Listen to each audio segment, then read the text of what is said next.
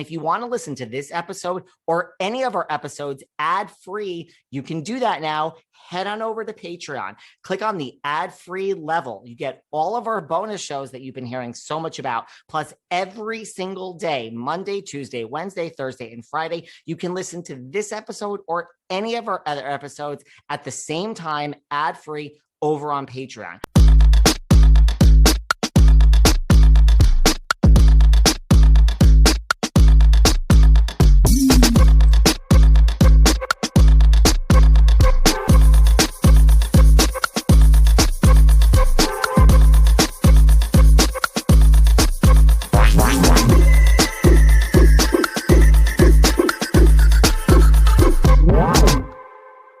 Has everyone binged the new season of Selling Sunset? It is freaking amazing. No offense to my girl Tracy Tudor or all the boys from $1 Million Listing we had on this very podcast, but highlighting these back episodes you guys seem to be loving, so we are continuing that. And today we are sharing a chat we had with Jason Oppenheim right around the time that he started dating Chrishell. So it wasn't well known. I mean, it wasn't known at all. So I think that makes this a really interesting chat. Plus, we talk about like the start of the Oppenheim Group and how it all kind of came together. We talk real estate. We talk Christine versus Chrishell. We talk Mary's in the office. We all know Mary is Jason's favorite, although now with Chrishell, who knows?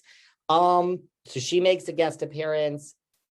See if you could hear any hints about how he feels about Chrishell. We share this chat with Mr. Oppenheim. Listen, if we're going to share any chat from the back feed that we need to highlight from Selling Sunset, we figured this was a good place. Maybe to start. This might be the only one we highlight.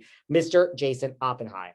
Hey guys, this is David. Welcome back behind the velvet rope. Let's get right into it today. We are joined from sunny California by one of the owners of the Oppenheim Group, Mr. Jason Oppenheim. Hey, how are you, man? What's going on? Pretty good. Just yeah. Monday. How's Monday going for you? It's just starting. And how is the Oppenheim Group doing these days? Well, in the last couple of weeks, have picked up a lot. Really? Were you guys, I mean, how was everything with COVID and real estate? I mean, like, were you just doing virtual showings or? No, I don't think virtual showings sell houses. No, we've been doing real showings all throughout. Just we're doing a lot more now. And, you know, we hit a hard pause like in kind of April, May, even June, but July has picked up. I mean, we're arguably back to normal now. I mean, things are really moving. I mean, I have a lot of friends in real estate in New York because I'm in New York City. They said the same thing. And I guess, you know, like, I guess in a way, is it a buyer's market out there the way it is here or? Not so much in the lower, in like the 3 million and under price point. It's almost more of a seller's market because there's multiples in almost everything that's decent. Wow. Sellers have gotten a lot more realistic on their prices. And so because of that, I think they've taken back more of the momentum. Interesting. Yeah, and what like the $5 and $10 million price point, still probably more of a buyer's market. But like in the under 3, I'd say it's a seller's market still. Wow. And what about rentals? Because I mean, like here, like rentals are way up because a lot of people are holding off on buying for them. I don't deal much in rentals, so I don't really have my pulse on that market. But that's good that things put a property on for $25,000 a month, and we got 3 offers in the first 2 days. That's very anecdotal. Wow. So that's good. Things are good. Yeah. And the agency is busy. And I mean, I guess also I think like, do you feel people are wanting to buy now, you know, maybe because of COVID, like there's this whole, like, I just think there was a pent up demand. There were a lot of people that wanted to buy and sell over the last 6 months and they just didn't. And now I think a lot of these buyers are out, and then you compound that with low interest rates. And I mean, it's moving right now. Wow. That's good. That's great to know. So talk to me about the amazing show that is Selling Sunset. So you're running the Oppenheim Group. Things are going well. How does this come about? And how did Adam DiVello get involved? You know, I guess it came about organically. I mean, we've been hit up by multiple agents and producers over like a year period, interested in the show, doing some type of show. And, you know, we were rather reticent about it. We just thought there was more to lose than to gain, particularly my brother and I. Adam, when Adam called, initially still, we weren't really into it, but, he pushed for a meeting and we figured, he had some good credentials behind him. And so we said, okay, we'll do a meeting. And then after the meeting, like we really started to kind of get behind the idea for the first time. We started thinking this could be fun. We did like a little sizzle reel, and then we did a pilot, and then Netflix got involved and then we just got more and more excited, particularly with Netflix. That was really the network we wanted. Really? So was that kind of the turning point where we were like, oh my God, this could be huge? Yeah. Like Netflix is involved? Yeah, that's who we wanted. In fact, we told them Netflix on the first meeting. Wow. So we got excited. And then even season 1, though, we were still, I think, all a little bit nervous about what we were doing. I don't think we were as open and in front of the camera as we were in season 2 and also in season 3. I think we were just getting more comfortable expressing ourselves and opening ourselves up, interpersonally in front of the camera. That makes sense. What was it about Netflix that you wanted as opposed to like some other networks? I just think Netflix is like, if you're going to be on a network, I mean, Netflix is it. Not only because they have a worldwide audience, but because you can binge something too, as opposed to weekly. And I just think it sets the bar and it sets the standard for distribution. I don't think there's anything that compares. I mean, it's Netflix or nothing in the way that we saw it. That's good. Did you ever watch The Hills or Laguna Beach? I had never. I'm not someone, ironically, who watches reality TV. So no, I've never watched The Hills or Laguna Beach, although I certainly had heard about it and its relevance at the time. But I'm not a litmus test for reality TV. I literally do not watch reality TV. That doesn't really shock me. I wouldn't necessarily. No, I mean, you seem like you work a lot and, The Hills and Laguna Beach, if you ever do want to go back and watch reality TV, those are 2 great shows that you should watch. Yeah, I mean, Adam is clearly the king of reality TV or docu-series or whatever. I mean, the guy has 3 hits. At that point, it's pretty much clear that that's on him. I mean, Selling Sunset, and I mean this as a comp, like it feels like The Hills. Like it has the same quality to it Yeah, I think he has there's a lot of high production value to what he does, which I think great music, just really high quality. We have a fantastic team. This woman, Sunday, who's behind the camera, or does the cinematography, and Kimberly, who does the production. And I mean, the team that Adam and Skylar, of course, the team that they put together is, I think, that's a large reason why the show's successful. I mean, they're pretty badass. That's awesome. And then you said you had like some reservation. Like, what were some reservations in the beginning? Like, why not do it? There were a ton of reservations. So much so that we literally were just not taking meetings and just not interested. We run a really successful brokerage here, well before the show, and we have a great reputation throughout the city and beyond. And we're like, why? And we were getting more and more successful every single year. So it was like, why mess with like such a good thing? I think was what we were, was what I was thinking. Like, I don't need anything else. I mean, everything is perfect right now. Do I need to add, all the risks of this show? And at the end of the day, I mean, it's all been a huge positive, but I didn't know that at the time. Right. Like a lot could have gone wrong. You never know. Yeah.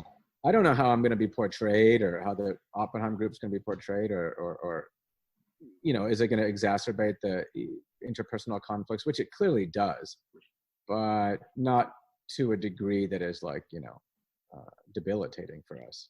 Yeah. It could be a lot worse. It could have been.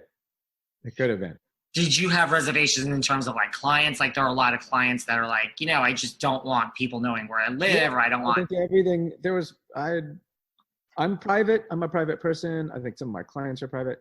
The whole thing, I was very much against, and until I was very much for it. Now I think there's so much positive.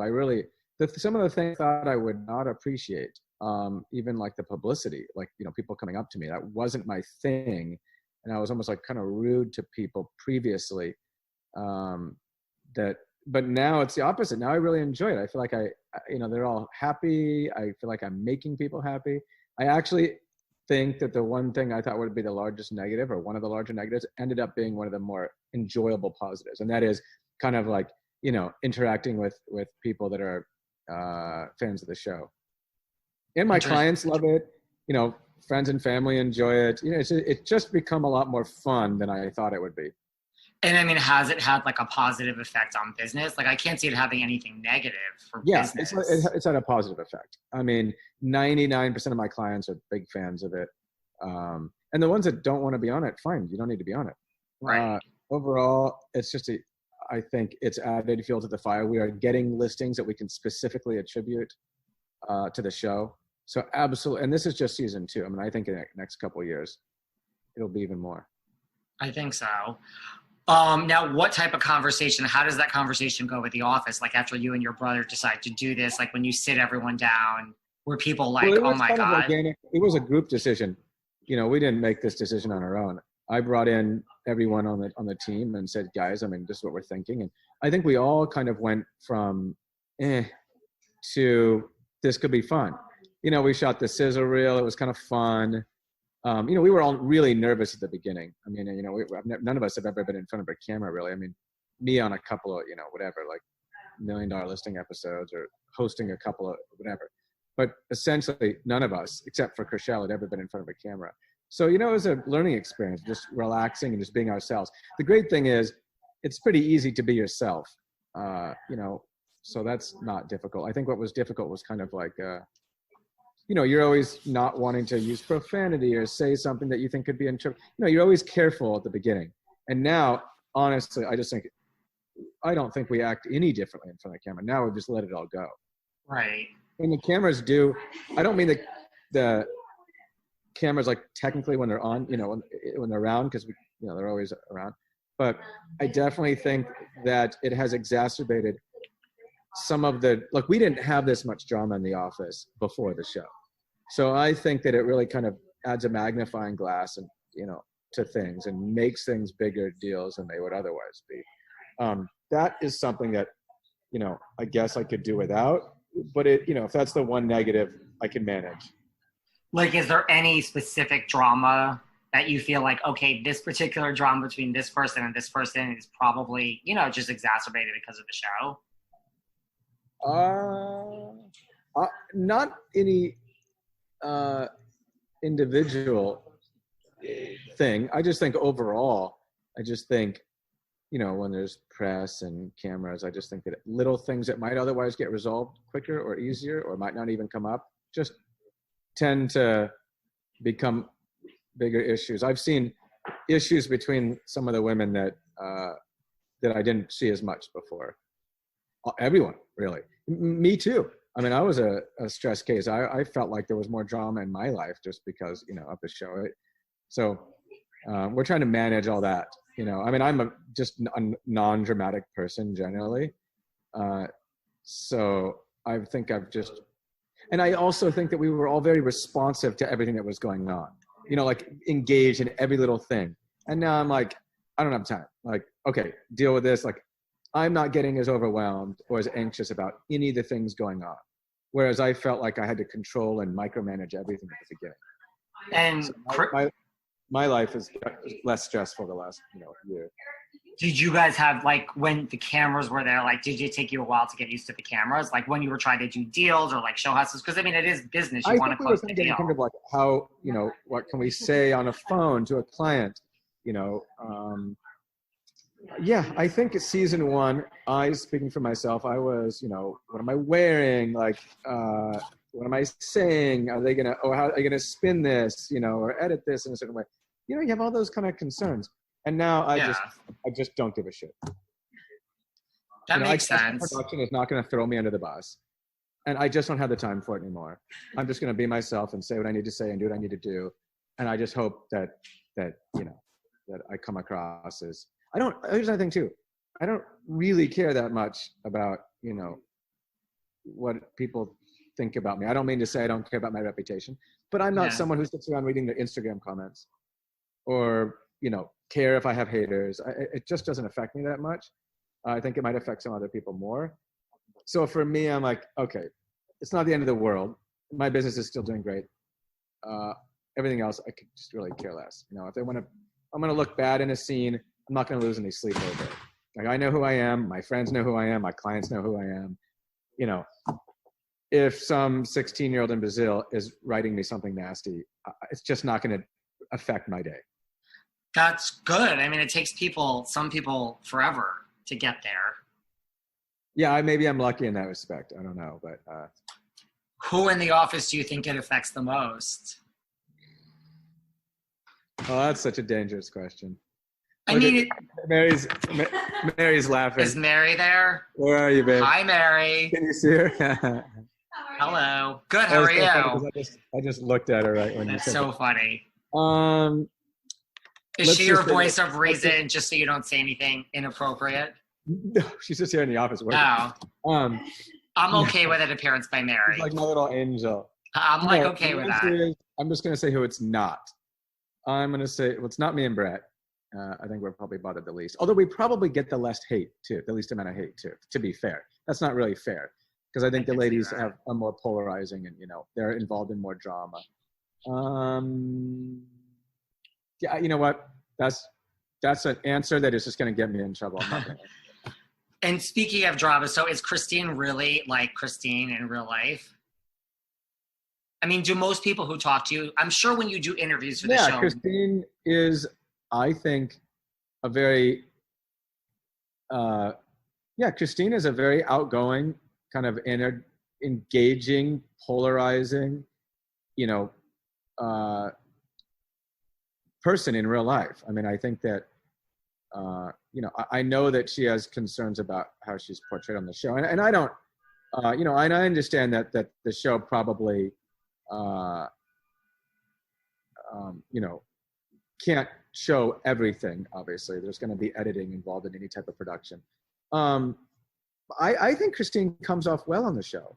Yeah. I do. I don't know if she has concerns about how she's, comes across on the show or not. I think she comes across as, it's a strong, beautiful, kind of engaging woman, which is, what she is in real life. I mean, I think that she would readily admit that she can be dynamic and polarizing in real life. And I think that comes across on the show as well.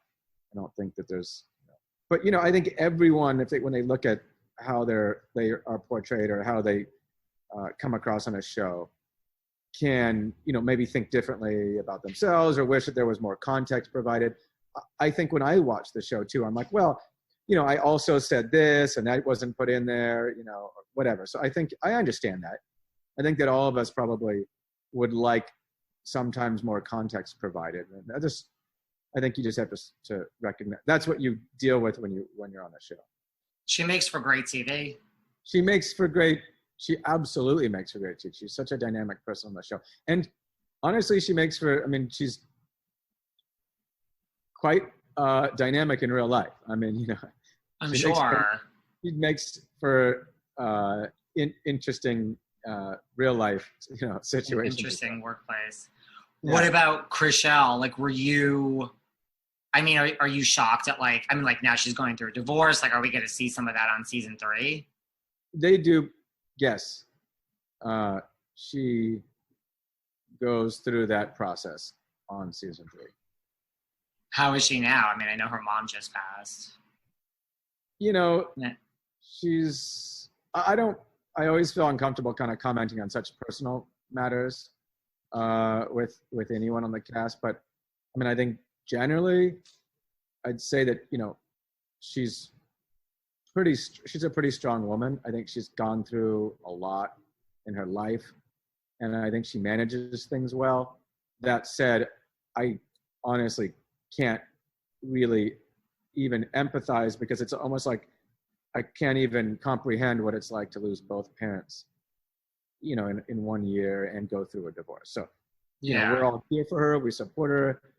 I think she's doing as well as anyone could, but I just can't honestly kind of comprehend dealing with that many hurdles, in 1 year. It's a lot. It's too much. It's something that I don't think everyone should have to deal with that many hurdles in 1 year. I haven't dealt with that many hurdles probably in my whole life. Seriously, me either. So I can't imagine it. What about, so this is a question about you, and having spoken to some of your staff already in this context, what is it about, do you truly favor Mary as portrayed on the show? I mean, she's right there. Mary's right. She's sitting right there. So they're like, he said, do you really favor Mary? I mean, No, in our personal life, not in work. yeah, I'd say I think that's a good answer. In my personal life, she's my best friend. So, I mean, I guess as much as you would, favor best friends, they just are your best friends. In work, I don't think I do. I mean, in work, I think it's a lot easier for some of the people on the team to kind of use that as an excuse, because I think it's a lot harder for them to admit that Mary is the highest producer and the hardest worker. And I think that is what actually people should be attributing to the fact that I'm bringing Mary on deals. First of all, the whole concept of a broker bringing agents on deals, that's not like a thing. It doesn't happen in real life. Like, only happens at the Oppenheim Group. Like, we have a unique kind of partnership arrangement with all of us on the team, but not to be confused with like other brokerages. There's no other real, it happens among teams, where a team leader will have agents at open houses and work on deals. I mean, so it does happen. But like at a normal brokerage, I don't want people to be confused. You go join Coldwell Banker, nobody's giving you a listing ever. You can work there for 20 years. I mean, you need to bring in your own work. Here, however, as people bring in business to the Oppenheim Group, it's reciprocated. So that's why Mary's being brought on deals, because she's really hardworking. She's extremely experienced. I trust her implicitly on, with my clients and on deals. And she has brought in the most amount of business into the brokerage, period. I don't think that there's favoritism. I honestly draw a pretty hard line between kind of friends and business. I have to, because I work with all my best friends. And I've just always done that. I've always kind of had an ability to just focus on business and make business decisions and be very clear on all that with people. And then socially, I'm very different. So I don't think there's any blurred lines in this office between business and personal. That makes sense. And with all these amazing properties, which we see, I mean, like, do you still get like starstruck by the actual real estate porn, or have you just like seen it all? Like, you've seen $40 million houses. I love real estate. I mean, Seriously. Probably why I'm good at it. I just really enjoy everything about real estate, particularly architecture, design, furniture, just every nuance of real estate I love. So I would say I'm less starstruck these days, but when I do see something that's impressive, I appreciate it even more, because I know how much stuff there is out there that's not that good. And I'm so discerning now that when something kind of really strikes me, I really think that I appreciate it more than most. That said, I'm probably appreciate properties less than most generally, because I can see through a lot of the superficial aspects of homes now, and I'm quick. I focus on the negatives. I can be very cynical of things, just in terms of like the physical aspects of the property. So I would say that, yeah, I generally pick things apart far more than I'm impressed. So I'm usually underwhelmed more than I'm impressed.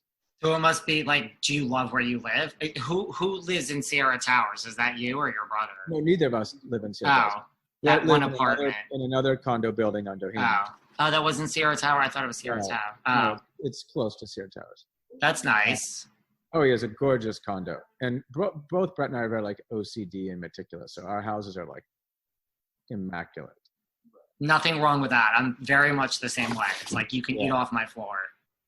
Oh, yeah. I mean, I have a maid 40 hours a week at my house. And it's really?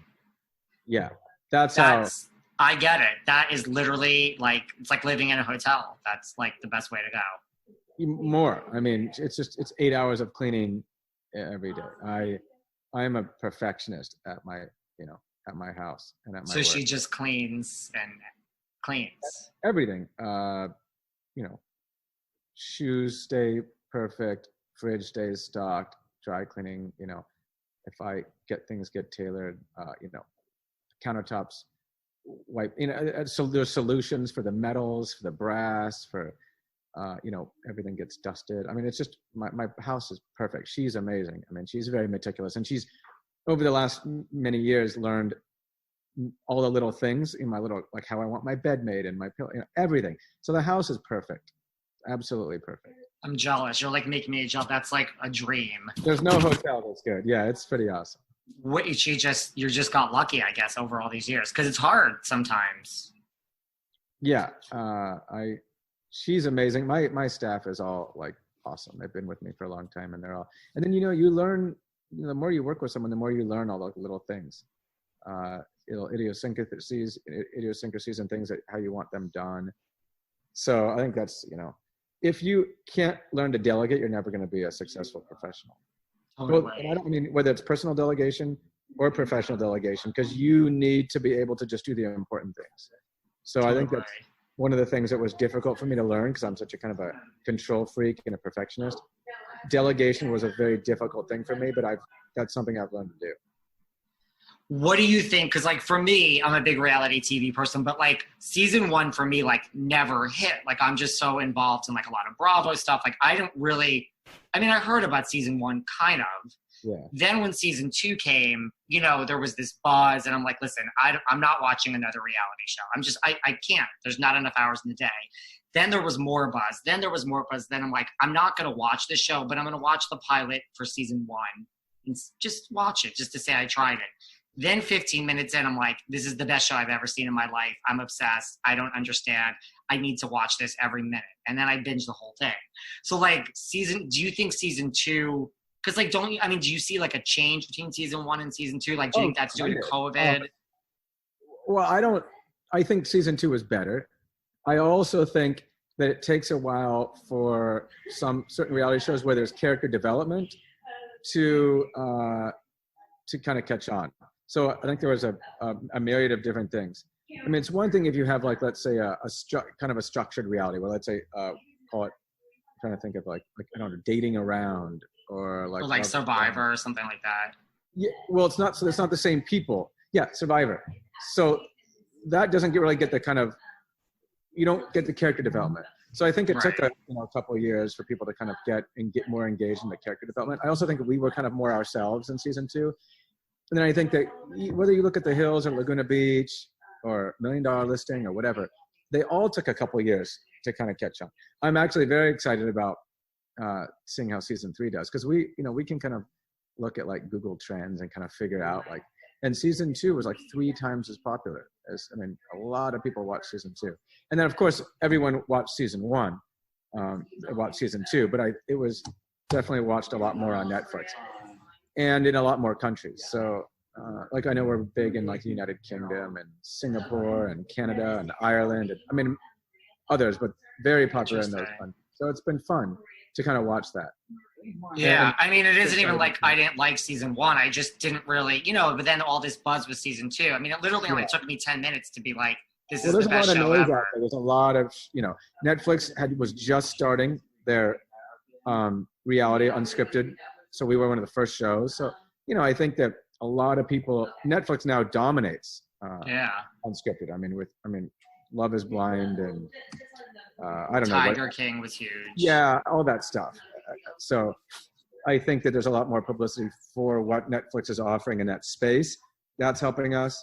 Of course, they have, hundreds of millions of viewers too. So that helps too. And they add every few months, you got 10 million more people watching our show.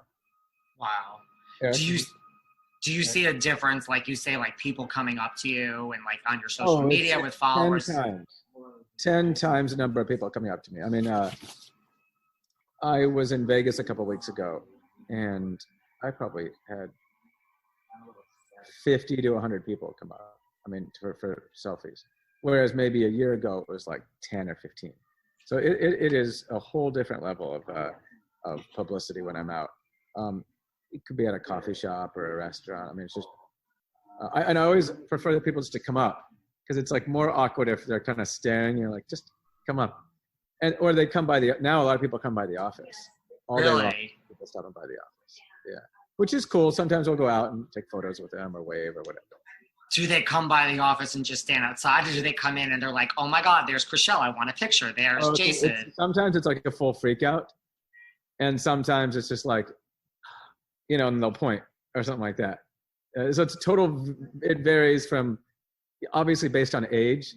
The younger they are, the more full freak out it can be.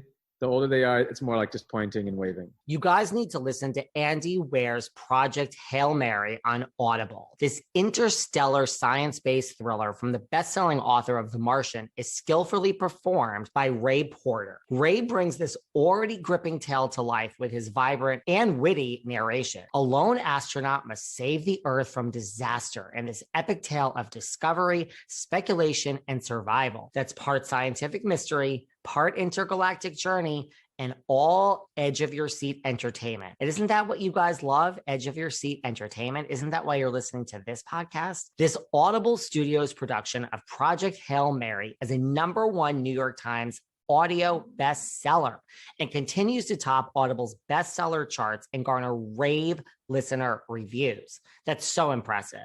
Hear what listeners are calling the highest order of geekasm metal. Go to audible.com/Project Hail Mary and listen now. If you've ever dreamed of having the chance to win awesome prizes like a trip to Japan worth $40,000, dream houses in LA, Miami, and Austin, Texas, then you have to check out Omaze, the new way to give back to charity and have fun while doing it. Here's how Omaze works. You enter for the chance to win something amazing, and at the same time, you can donate to support great causes. And it's a way for nonprofits to raise money and for you to win big prizes, like the multi-million-dollar house in Miami. You really got to check out this house. It has 7 bedrooms, 6 bathrooms, and looks like a freaking resort. Go to amaze.com/velvet rope and select the Miami Dream House or a different experience of your choosing. Once you've selected your prize, choose a donation amount from $10 to $150. The more you donate, the more entries you'll get. Enter today for your chance to win the Miami Dream House or other life-changing prizes and experiences at amaze.com/velvet rope. Plus, receive 20 extra entries when you enter the code Velvet Rope 20. That's OMAZE.com/Velvet Rope. Enter the code Velvet Rope 20 to receive 20 extra entries. The holiday shopping season is completely overwhelming. What to get? Mom, dad, your sister, your best friend's cousin's neighbor's dog. That's why I went to Raycon and got the one gift that everyone can use: Raycon wireless earbuds. Raycon wireless earbuds are all that I use now to record this podcast. The audio quality is so good. I love the fact that they're available in 5 stylish colors, and with free shipping and returns, gifting them is easier than ever. The holidays are coming up faster than you think. Now is the time to knock out that gift list and avoid the last minute shipping scramble, especially because right now, my listeners, that's you guys, will get 15% off site-wide with code HOLIDAY at buyraycon.com/velvet. Go to buyraycon.com/velvet and use code HOLIDAY today to get 15% off your entire Raycon order. buyraycon.com/velvet and get 15% off site-wide. With the holidays just around the corner, there's no better gift for your friends and family than skylight frames. So many of my really good friends have left New York, and it's so hard to see them face to face. That's why I chose to get them skylight frames this holiday season. Skylight frame is a photo frame that you can update instantly by email from anywhere. It sets up effortlessly in under 60 seconds. So even if you're technologically challenged, it's so easy. You just plug it in, use the touch screen to connect to your wireless network, and enjoy. Everyone in your family and all of your friends can just email pictures to your personal skylight email address. It's 100% satisfaction guaranteed. If you don't love your skylight, they'll offer you a full refund. Now, as a special offer, you can get $10 off your purchase of a skylight frame when you go to skylightframe.com and enter code VELVET. That's right. To get $10 off your purchase of a skylight frame, just go to skylightframe.com and enter code VELVET. That's SKYLIGHTFRAME.com, promo code VELVET. You know, protein powders can feel so intimidating, this whole no pain, no gain. But the truth is, deep down, we all need protein, whether it's about muscles and working out and doing reps, or just taking a nice leisurely stroll. That's where essential protein from Ritual comes in. I love the fact that it's a great vanilla taste and there's no sugar added, no fillers, no colors, no shady additives, and it's soy-free, gluten-free, and formulated with non-GMO ingredients. I found Ritual so easy to use. You just add water, shake, and sip. And I love that it comes in 3 premium formulations for different stages in life. And listen, we all have different unique nutrient needs. So why not shake up your Ritual? To make trying something new less scary, Ritual offers a money-back guarantee if you're not 100% in love. It's a money-back guarantee, guys. Plus, my listeners get 10% off during your first 3 months. Just visit ritual.com/velvet to add essential protein today. That's ritual.com/velvet. I've gained the COVID-19 over the past 2 years, and I've literally tried everything to take the weight off, and nothing has worked. Everything has been a fad or a gimmick until now. Calibrate is not a diet or a quick fix product. That's why it's worked for me. It's a year-long commitment that gives you the tools to fight your biology. It's different because it's a comprehensive doctor-guided metabolic reset that promotes sustainable results through lifestyle changes. Your medical team includes doctors who assess your health, an initial 45-minute video visit, provide ongoing medical support, and prescribe GLP-1s as part of your 1-year metabolic reset. Calibrate's earliest members lost an average of 14% of their body weight, which is so unbelievable to me. Your weight doesn't reflect your willpower. Get back in control with Calibrate. Get $50 off the 1-year metabolic reset when you use promo code VELVET at joincalibrate.com. That's $50 off when you use code VELVET at joincalibrate.com. But it's fun. You know, it's cute. I mean, I like, they're happy. They're smiling. I like that. Yeah. Who's better at all that? You or your brother, as far as I'm in the office more than anyone. So it's usually me that will go out. But Mary's good at it. Mary goes out and says hi. Chrishell too. You know, with COVID, it's like a little, you don't want to be like hugging, you know, putting your arm around fans all day long, but totally. It doesn't bother me so much. Do people confuse you and your brother? Do they mix you guys up? I don't think anyone knows or cares. Yeah, right. No one even really asks. I think it's like one of the twins is good enough for them to take a photo. I could see that. Yeah. What can we expect in season 3 like that we haven't seen? I mean, more great houses. I mean, so I haven't watched season 3 yet. You know, obviously I know a little bit about it because I'm in. You know, I was around when the cameras were here, but I mean, you hit on it a little earlier, and there's Christine's wedding, which is pretty fun. And then there's just, you know, there's a lot, like I said, we're getting more and more ourselves. So I think season 3 is probably even more dynamic than season 2. I think every season's just going to be just more and more of us just kind of really opening up in front of the camera and exposing our you know, our personal lives. That's one thing I'd say I'm very proud of the people on this show, is how much they've allowed very personal things in front of the camera. I mean, essentially you're sharing your life with like 100 million people. That to me, I think was going to be, I thought would be more difficult for us than it has been. But, you know, I think at the time, you're not thinking 100 million people that might be watching this. You're just thinking, oh, it's just me and, you know, it's just my friends around and some cameramen. So I'm really impressed with how the women have really opened up and stuff that there were some conversations in season 3 that I wouldn't even have among, like, barely felt comfortable in this room with like 8 people. And the idea that, you know, 100 million people are going to watch it. I'm like, oh my God, I can't believe you guys are talking about this stuff. You just get used to it, I guess. I'm not the women are more used to it. In the office, obviously, I don't mind what's said outside of the office. I guess I'm kind of a little protective of the office in terms of a work environment. I'm slowly kind of allowing this show to, you know, I don't want to be strict on not allowing any type of interpersonal stuff going on in the office, because I know we're filming a show.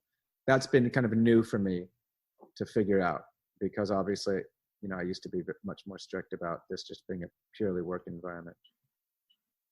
That makes sense. What about, would you ever, like we have $1 Million Listing LA and New York, like I know Maya's in Florida a bunch of the time, but could you ever brand this? Like has Netflix come to you or like, let's do like selling Miami, selling New York? It's funny that you say selling Miami because it has definitely been discussed as maybe like the more logical place because of Maya and because Miami, there's a lot of confluence between, essentially it would have to be New York or Miami, right?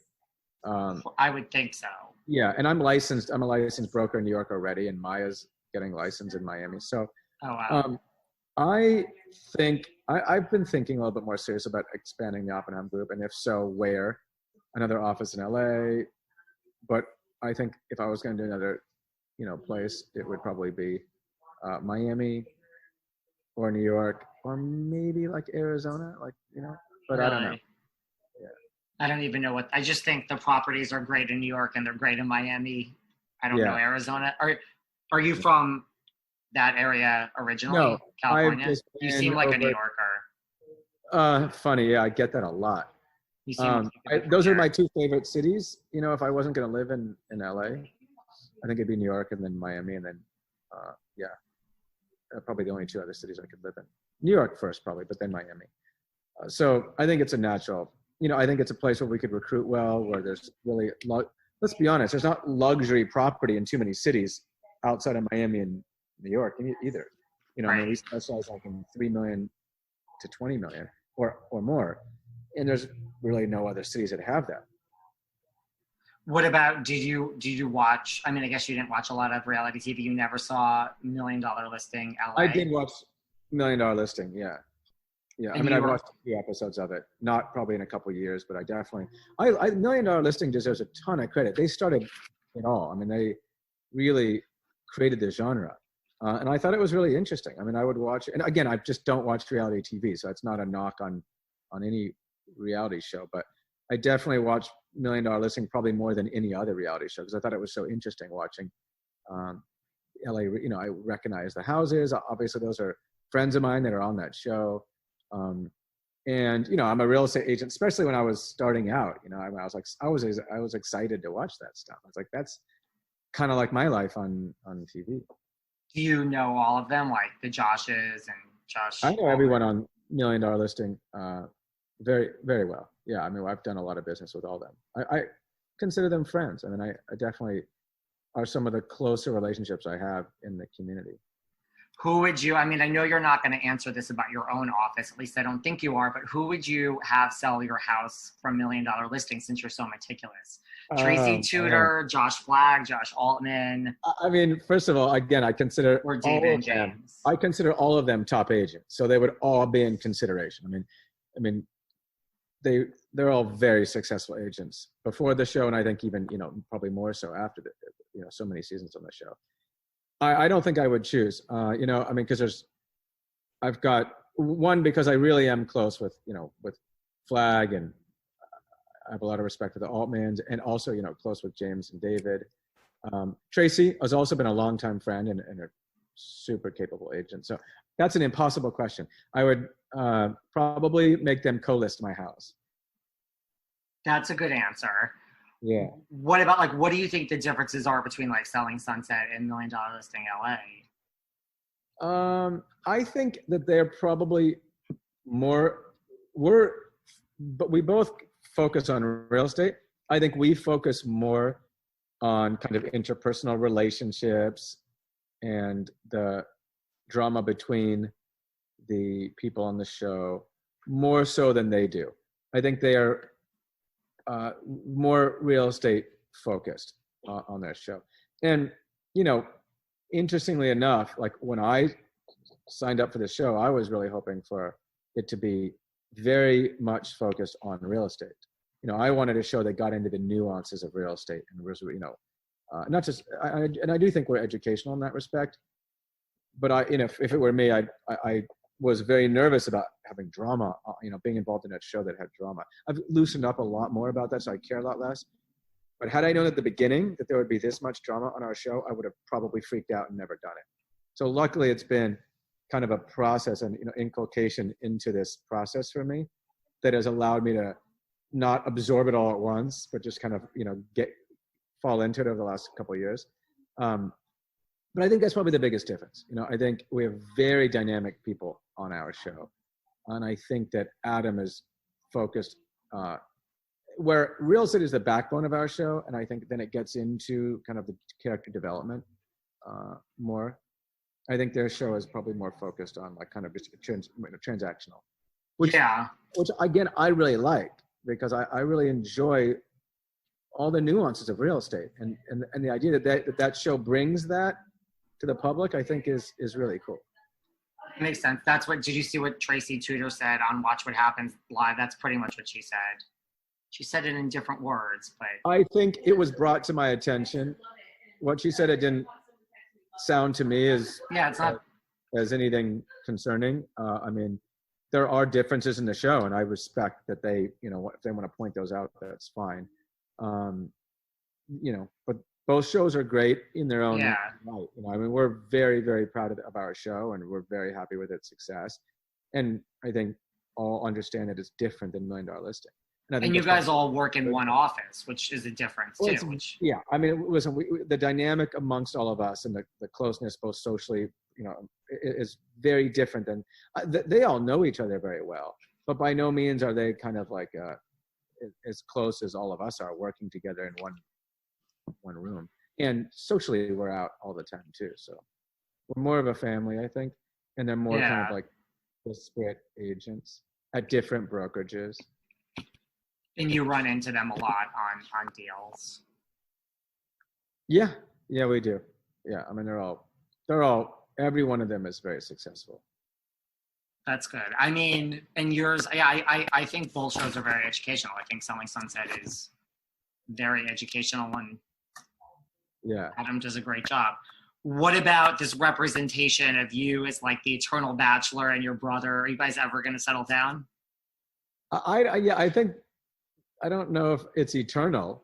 I'm certainly not someone who settles really for anything in my life. I would put a woman as probably even the most important thing not to ever settle on. I'm open to a relationship, but I'm not unhappy being single. So it's not one of those things where I feel like I have something missing in my life or I'm unfulfilled. So I think because of that, because I had close female friends, and I spend a lot of time with women, and I don't have any type of emptiness or a lack of fulfillment, I think I'm just going to be very careful and wait for something to organically happen. So yeah, I think that's probably the best answer. It's not like I'm in search of it or need it. I'm sure it will happen. But I'm in no rush. That's a good answer. I mean, that makes sense. Yeah. Who do you think would get happy in a relationship? I'll stay in that relationship. I think and I've had several very healthy, committed relationships, but none of them obviously ended in marriage and happiness ever after. Who do you think would get married first, you or your brother? Me. You think so? Yeah, I think I'd get married first.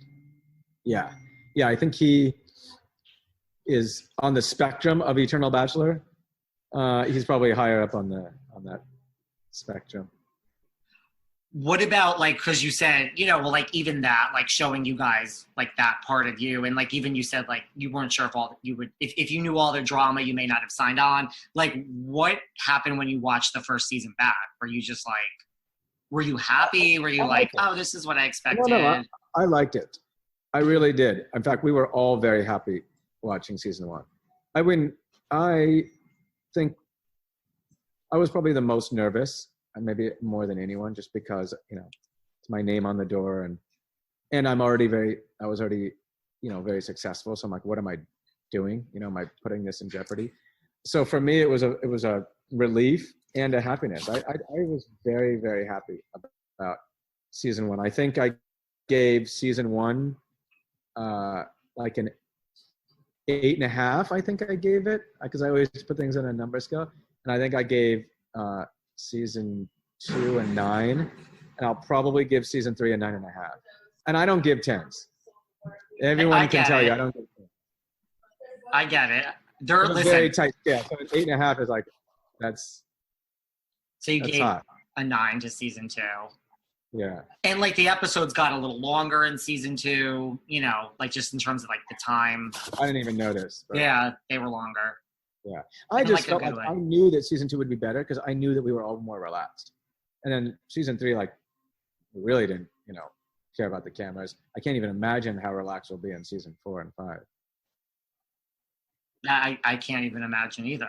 What about, so like we saw Orlando Bloom's house, I think that was season 2. So like dealing with famous clients, like what, have you ever like walked in where you're like, oh my God, like that's J-Lo or whoever. Like, have you ever been starstruck by any, I mean, it's LA. No, I don't think I've ever been starstruck by an actor or anyone. I would say, if anything, I get maybe a little bit excited about an athlete on one of my favorite teams. So I'm a huge Washington Redskins fan, soon to be called something else. And I'm a big fan of the Golden State Warriors. So like I was showing Draymond Green property recently. Super cool. I love that because like I'm a huge fan of Draymond Green and the Warriors. No, I wouldn't say starstruck, but it's like, it's cool, Let's see. Oh, and a huge fan of the U.S. men's national soccer team. So I've seen a couple of those players. And I'm like, that's cool. I actually get it, I think that that's cool to see them. Other than that, I really just kind of see them as clients. That's Orlando's just a client, Has there ever been like a funny story, like from like some huge celebrity or something? I remember I was showing Ariana Grande property, and she sat me down there was a piano in the house, and she sat me down next to her and started playing and singing the piano to me. And I was like, that's pretty cool. She's also extremely attractive, so that made it more cool.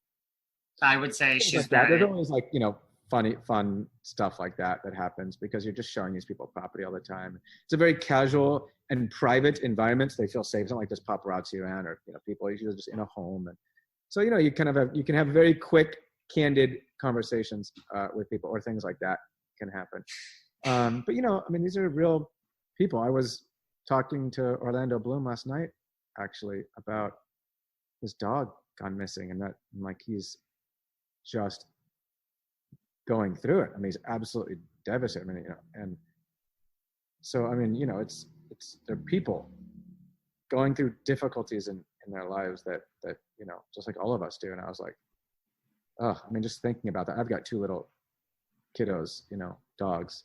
Yeah. And just the idea that he's like, his dog is missing is, it's just, I don't know. It's like, I get very close with my clients, and, they become friends, and, I don't know, just when people go through difficulties, it's very personal for me. I always, I think, get a little bit more, I get closer to my clients than I think most agents. I think my clients will consider me like an advisor and a confidant as much as a real estate agent. Certainly with my legal background, I get called by clients asking them all kinds of questions, nothing to do with real estate. Sometimes it's about a divorce. Sometimes it's about a legal, proceeding. Sometimes it's about investing or tax. That they call me about everything. So I get, I think I consider them probably one of the reasons my career took off so quickly is because I think my clients did get very close. We have a very close relationship, a very much of a professional friendship relationship where I think there's a lot of trust there. And I think they respect my advice on things. That makes sense. How was Ariana Grande as a client? She's not a client of mine. Oh. I was just showing her property. And I loved her. Very outgoing personality, very attractive. And I think, what did she tell me that was so funny? She said something about like how she gets, she said she equated herself to like a Japanese anime doll or something like that, which I thought was kind of, I don't know, because she's like a perfect face and everything. I think, I'm trying to remember if she was single at the time, but I guess I would never ask out someone in that environment. But she's definitely an attractive woman. But you got to draw that line with in real estate. You're not going to be talking to someone, I'm not going to take advantage of a situation like that. But then you see those situations like where that guy was on the bed. I mean, maybe that was just with like Maya. I mean, it wasn't like crossing the line, but you see situations I'm not saying guys yeah, don't. yeah. I'm saying I draw a pretty strong That's line. good. Very strong. I've never dated anyone ever that's worked for me in any profession, whether I was an attorney, or in real estate. Nor I think I've even dated a real estate agent. So, I mean, not that I would be averse to dating a real estate agent as long as she didn't work here. But I tend to draw a pretty sharp line between business and relationships. Ariana Grande is a good one to break that rule for, but I understand what you are saying.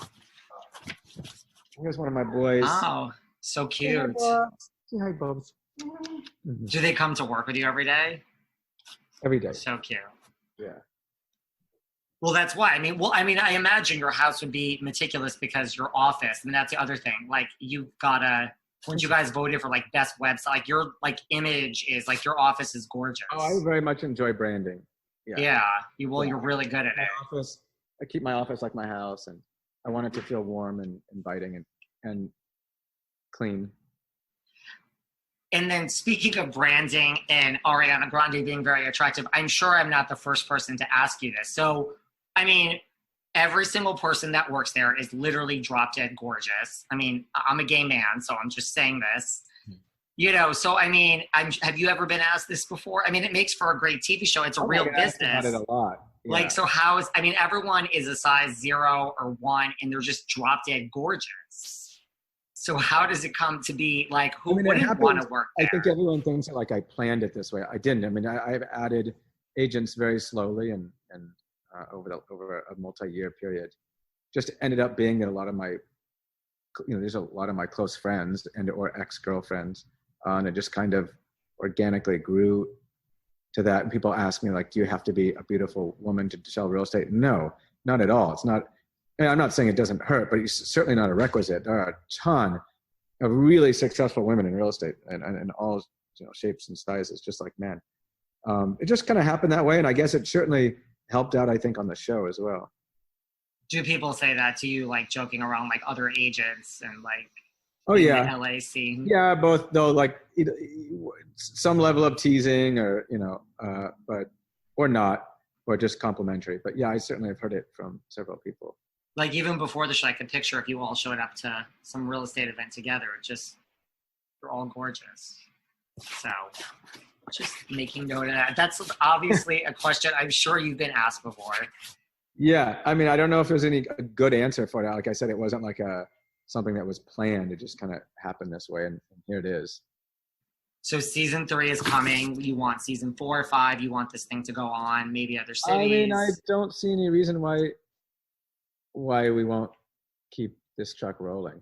I think we're having a lot of fun and probably even more fun every season. I mean, it's a great bonding experience for us. I think we enjoy it. It's not easy. It can cause some stress, but overall, I think it's been a huge positive. I mean, I enjoy it more and more every season. Although I'll be honest, I have the best gig on the show. I'm like the boss in the background. Doesn't really have to get involved in the drama. So, it's easier for me to say, yeah, let's keep this going. I can see why it's a little bit more demanding on the women. Who do you think has got it the worst on just the show? Like has gotten, like the most drama? I think it's been pretty even. I mean, I think Chrishell had I think it was difficult because she had, actually in Amanza too, honestly, and Mary, and Christine. I don't know. I mean, Heather too's had a lot of stuff going on. Yeah. Maya too with the kids. I don't know if anyone has not, I don't know if anyone's had it worse than anyone else. I just think looking back, it seems like it was so funny at the beginning of this show. We're like, I don't know, Adam. I don't know if we have enough drama in our lives to, for an interesting show. Like, I'm concerned that you're not going to, and I think he just knew something that we didn't know, because sure enough, Right, like Heather's now dating. You can't even make, I can't even imagine. I think about all the things that people have gone through the last couple of years. And it's like a ton of stuff. Yeah.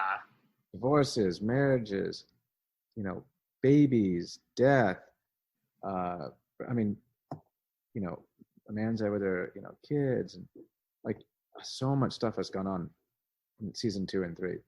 Yeah. I can never imagine. So I don't know. And Adam, as I think is good at making sure that we get all this stuff on camera.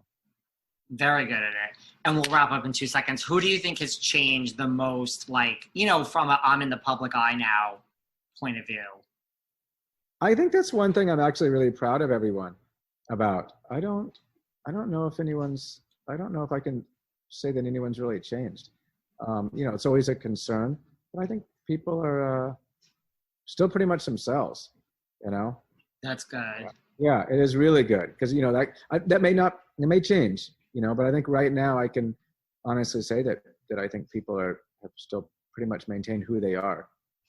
And listen, we're not out in public a ton because of COVID anyway. So it's I don't know if anyone's really experienced the kind of publicity that's out there, maybe except me, because I've gone out a lot, but I think most of the other women have not been out as much. So I don't even know if they know what they're going to get. Right. I would agree with that. Cause it's really season 2 that this exploded Exactly. during They've COVID. really been out. So I think they're kind of going to, but I don't think, these are all mature, women who have, these are not, they're not 22-year-olds. So I think that these are people who kind of know who they are. And everyone's really doing a job. At some point, like you said, maybe it'll become more about the cameras and the lights than the actual real estate. But well, I think that all the women on this team know that as much as it might be, there might be some, benefits socially or monetarily.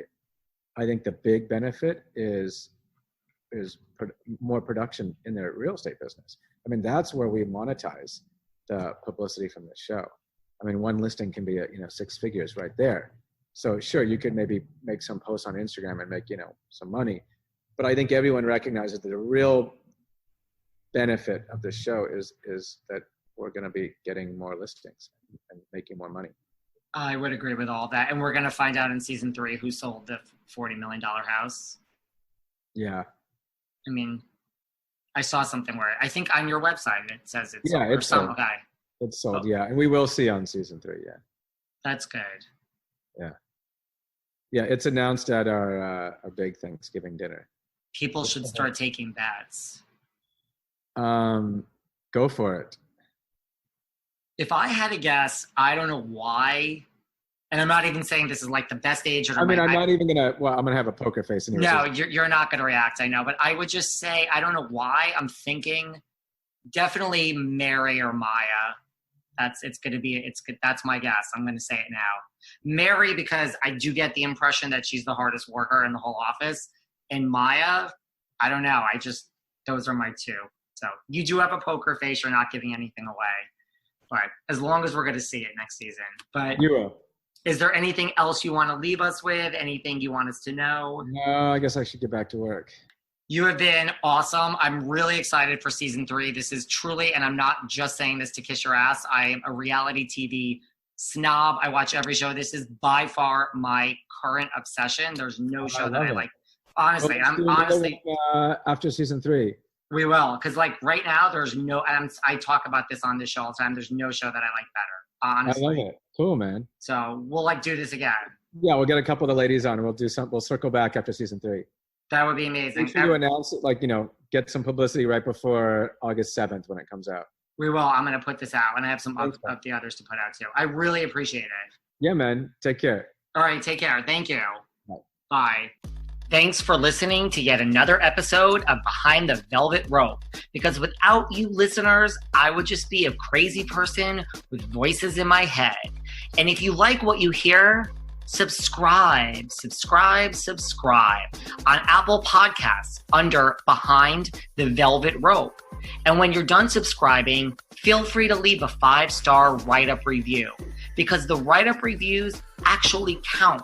We read each and every one of them. We post the best ones, and the reviews really help our shows keep going, and we really appreciate everything you guys say, especially the positive ones. And if you want to find us online, we're at Behind Velvet Rope on Instagram. We are at David Yontef on Instagram. We're Behind the Velvet Rope on Apple Podcasts. Or head on over to Patreon, because you know what? There are just some things we can't talk about here. So for our bonus episodes, go to Patreon and type in Behind the Velvet Rope. And if you still aren't sick of me and you want more David, go to Cameo and book me on Cameo. And you can ask me anything there. I'll answer whatever you want. And I have a bargain basement price of $10. Thank you guys. See you soon.